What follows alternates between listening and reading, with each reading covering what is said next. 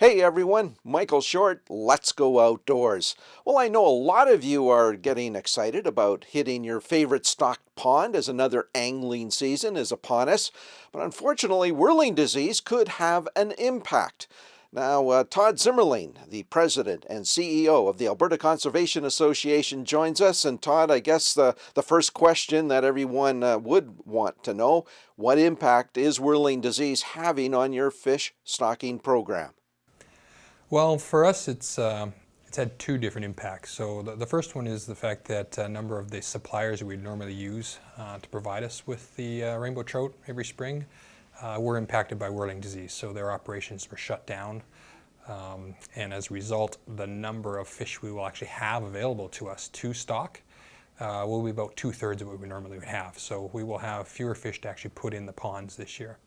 The other issue we have is that we do know that in the past we have stocked fish into our ponds, about 60 ponds across the province, that have come from these facilities that are now known to have had whirling disease. We don't know if at the time we put our fish in, the fish had the disease, but we do know now that those facilities had it. So there's a risk that some of these ponds may have whirling disease in them.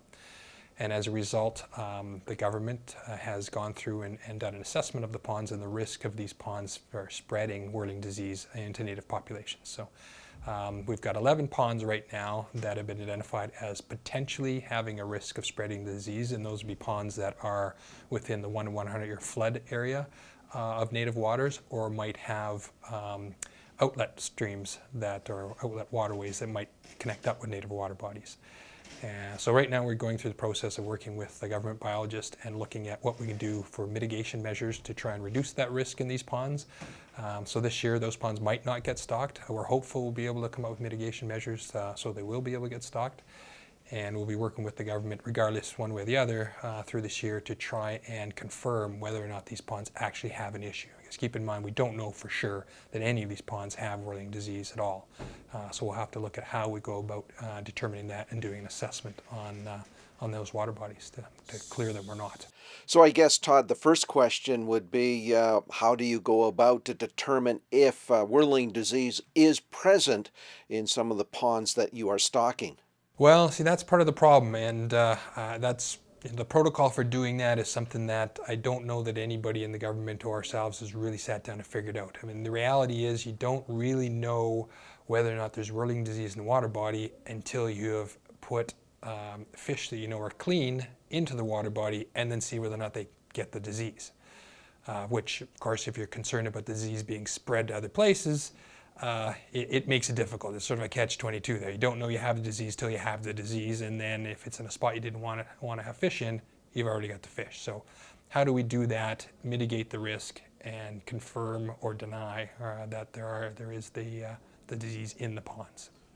Maybe this is a bit on the speculative side, Todd, but if one of the ponds that you are looking at does test positive for whirling disease, does that mean that you have to kill the entire pond before proceeding with any other kind of a stocking of that particular water body?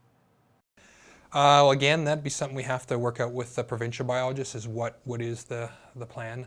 I would assume that if our goal is to check whether or not these fish, or whether or not the pond itself has the disease in it, then any fish we're putting in, we're looking at pulling out to check all of them anyways, so we're likely eradicating all the fish from those ponds. Keep in mind that the disease tends to show up more prevalently in smaller fish, so chances are if we're doing that, we're likely putting in fish that are quite small and likely not the size that the average person is looking to catch. The smaller the fish, the higher probability is for the disease to show up and easier to detect that way. So that is one plan. At this point, I can't say for sure that's what's going to happen, but it certainly has been discussed, and it's a possibility going forward this year. And hopefully, we'll know more in the next month or so here.